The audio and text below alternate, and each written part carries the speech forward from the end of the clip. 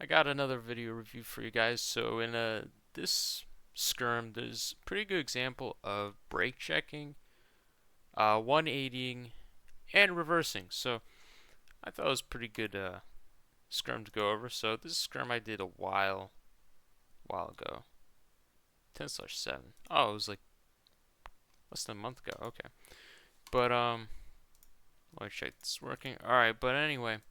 So round one we have Osprey double hook versus Sigil double falchion. So uh, the falchions are quicker than the hooks, so well the Osprey side is going to have to brake check. So you're thinking, okay, they're faster than me, and I'm a downwind comp. I'm trying to loop. Well, I'm gonna go ahead and brake check.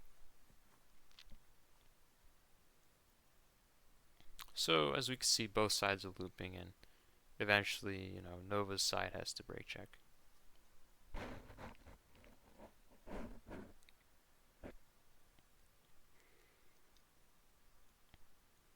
And around now, they should start brake checking. Pretty soon. Now would be just fine. Any minute now. Yeah, they start brake checking.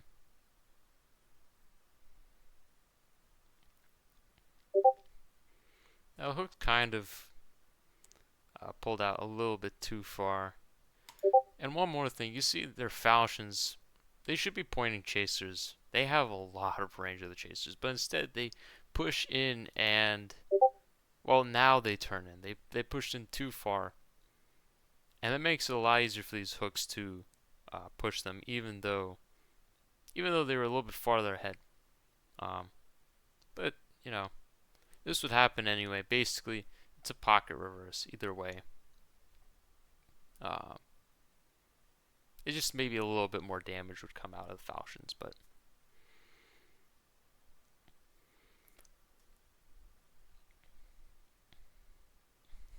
and that's the brake check. Now you just target one ship. They have to push in, um, and that's it.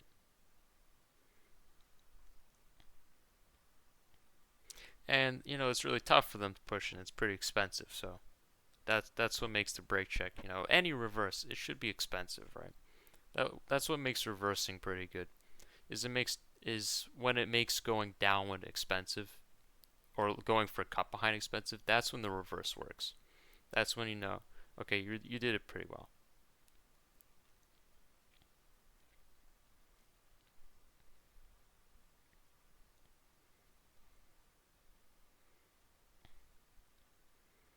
And here they're stuck. Looks like the sigil goes for a cut behind, but there's no cut behind really available. It doesn't exist. Yeah. Good try, though.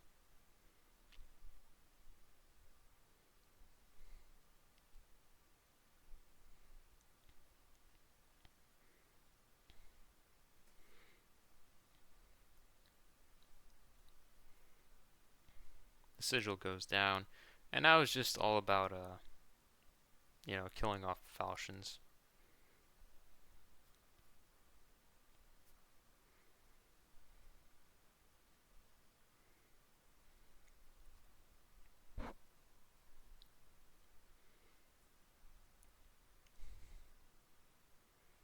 Now there's a hook that went a little bit too far down. He should just be hard pushing the falchion with chasers.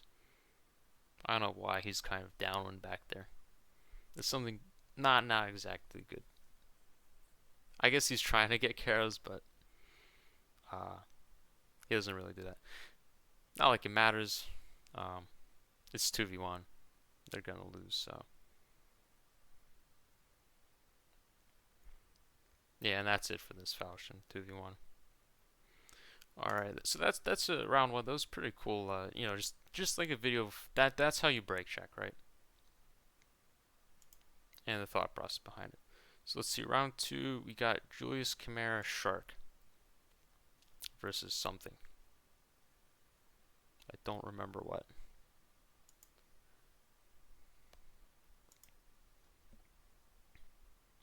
So I think it's Corsair, Osprey, and something else. Maybe a hook. Yeah, it's a hook. So right off the bat, you're thinking, okay, I'm in a shark, I'm in a Chimera. Well, I'm gonna try to go downwind and get mortar. Um, and same for them. They should also just try to go down and get behind us. And of course, if that doesn't work, then they have to split up.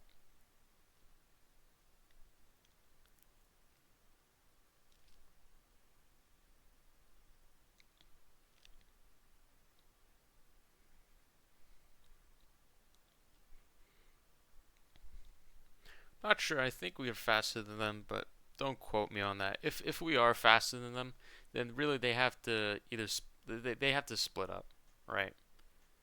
Because if they reverse, well, then we just turn out with Chimera, go crosswind, and if both of us loop, well, they're never gonna get behind us.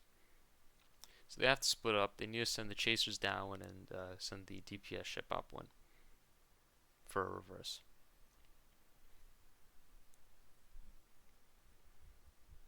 Ouch. So we see they finally decide to do that. They decide to send the Osprey to try and stop us.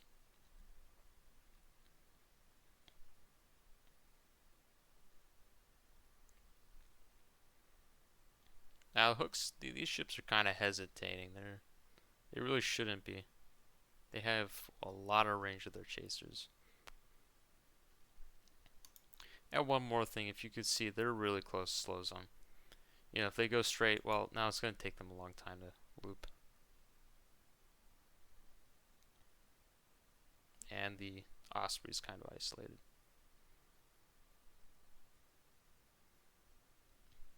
Here the Chimera pushed in a little too hard, really. You could just turn out and use mortars. So yeah, Shark also pushed out too hard. Pushed in too hard.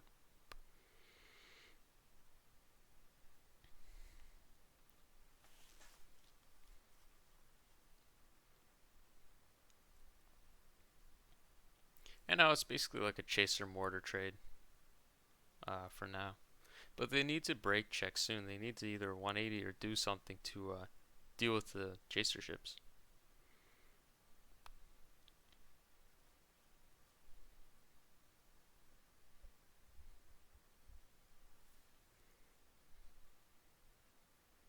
And the Osprey turns out for some reason. He really needs to stick and keep pushing up one. That was a big mistake from the Osprey.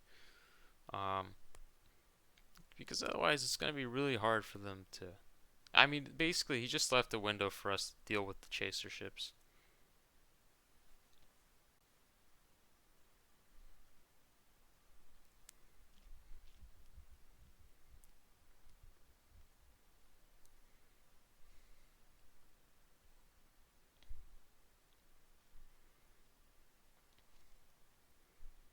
That mortar, whoever was on that was really good. Damn. See, it's like a free cut behind, and the Shark gets to deal with the chaser ships. So yeah, he should have just held his position and push upwind, honestly, because his rear is covered by the chaser ships, and his front is covered by, well, himself. Just needs to turn out on time.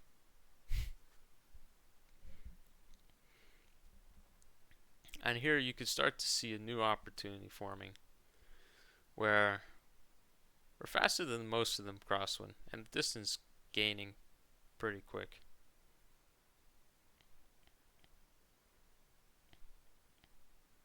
So we don't want to go into the Osprey.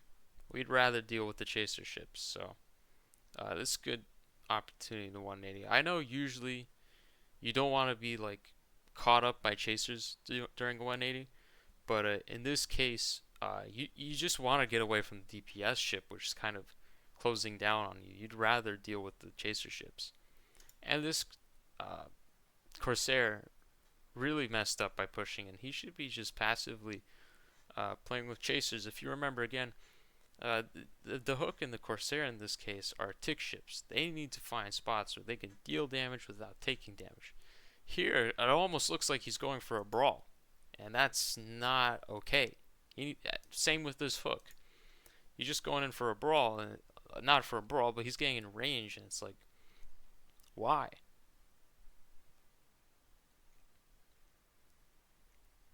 And they're going the other way of the Osprey. So what ends up happening is they're never together, right?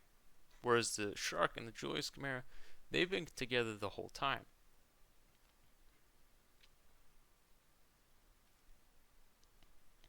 Well, now here's a free cut behind to the Osprey, and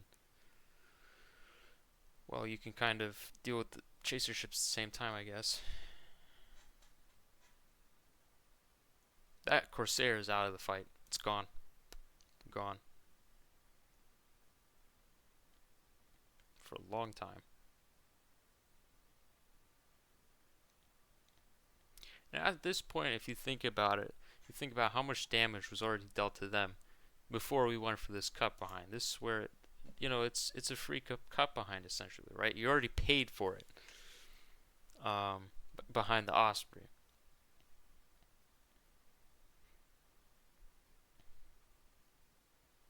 Here the Shark should have maybe just, nah, it's okay, I guess, to go for the cut behind. I want to say that maybe he should have just stopped and turned left, but I think he was pretty low. Oh yeah, it was me on that ship. I think I was pretty low.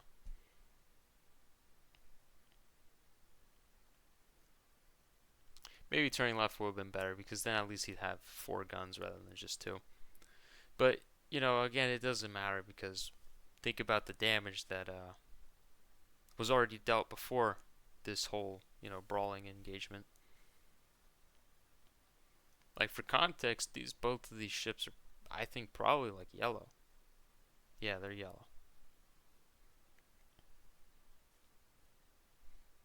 And now he's red, so while Julius Chimera is green. That's the cool thing about Julius Chimera, it has the light mortar, but if it needs to, it's pretty. It has some DPS there, it packs quite a punch. It can really pack quite a punch. Well, Osprey goes down, and well, now the Corsair can't do much, and the Corsair was too close behind him. A little too close, so he does get hit as he tries to go behind him.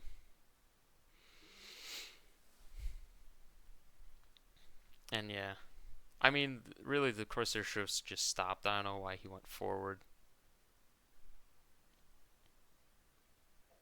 Yeah, and that's that. That's just a good example of kind of a moment to 180, and it's hard to see. It's pretty hard to see. I think Tatsu told me to 180 there. I don't think it was me who 180 there. Like I think this is one of my first scrims I did when I came back to the game. So I don't really think I saw that myself. So you have to think, okay, do I want to deal with this DPS ship? Can I get away from him and deal with the other ships?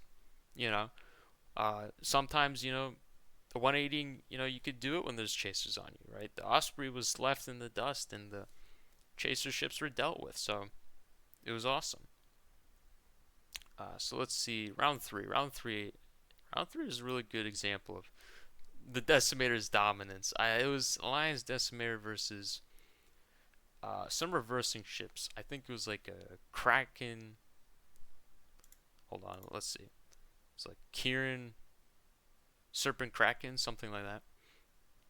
So if you're ever in a case where somebody has an engine ship or really a bombard and you reverse, well, I hate to break it to you, but you're gonna be forced to loop because, well, the mortar.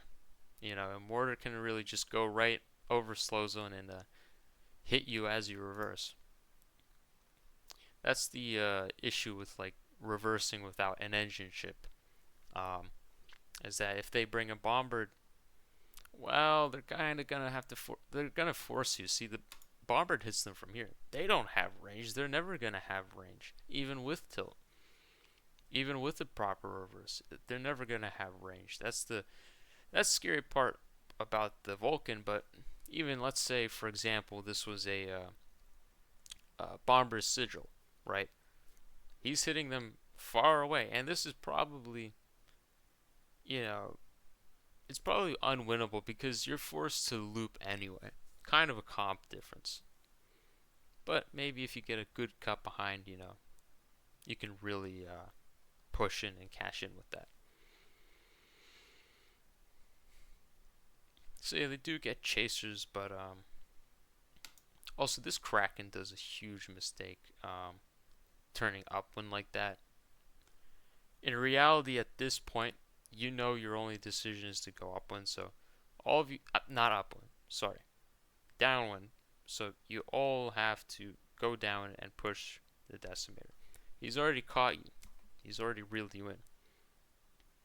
Because there's active damage being dealt by the mortar.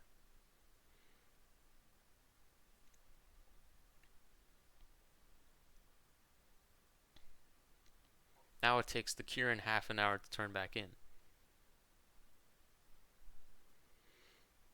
Now, had they pushed the decimator all together, well, would have been a little better. Of course, there's the Alliance right behind to support.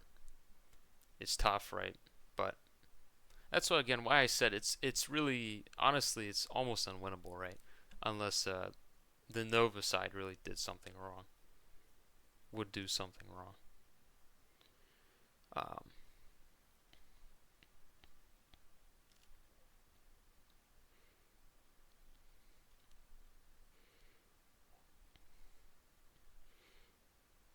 Yeah, you get a pretty neat reverse where, well, there's a lot of damage being dealt to them, and there's no damage practically being dealt to the Nova side. So say even if they, got a good cut behind now, it's even, right? Or like less than even for them.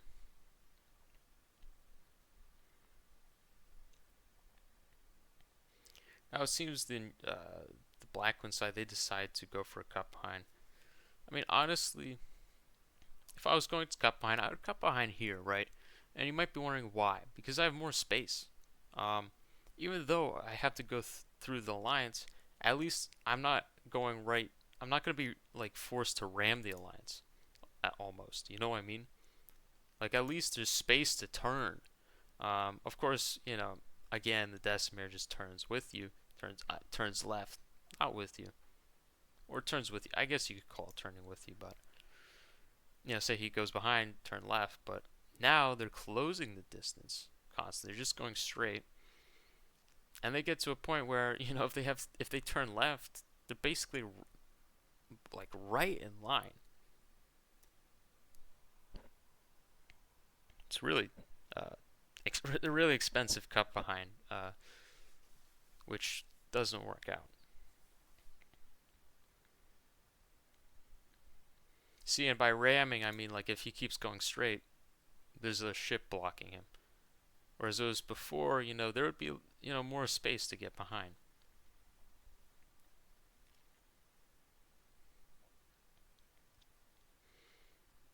Of course, here the damage is already done. It's such an expensive cut behind. It's not good for them at all.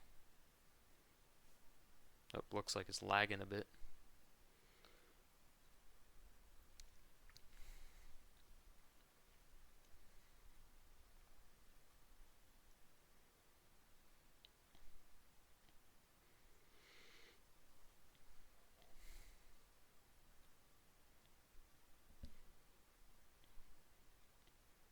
It's a really good example of really how bombard ships just hard counter like these pure reverse comps that don't have an engine and don't have a bombard ship themselves. If you're going to reverse, you should try to take a bombard or engine ship.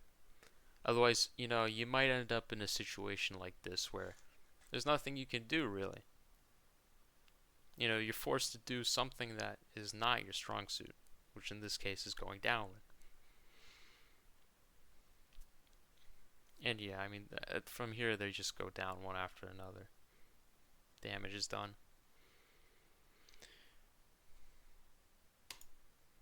Yeah, and I think that's it for the skirm. Let's see. Oh no, after there's just a round of like 5 Nautiluses versus a bunch of pillagers. Alright, but yeah, so I just wanted to show you guys the skirm because I thought it was pretty cool. The brake check, the 180, and the reverse. Like just how it works. I think these are pretty clean stuff. The 180 again, I don't think I even myself caught on to that. I know like for a lot of new people it would be hard to see that. Like you would just go for the Osprey, you'd be like, okay, 2v1 Osprey, 2v1 Osprey, but you know, there was a really neat opportunity to cut behind back there. So that's all for this video. I hope it helps some of you guys. Yeah, that's all. All right, see ya.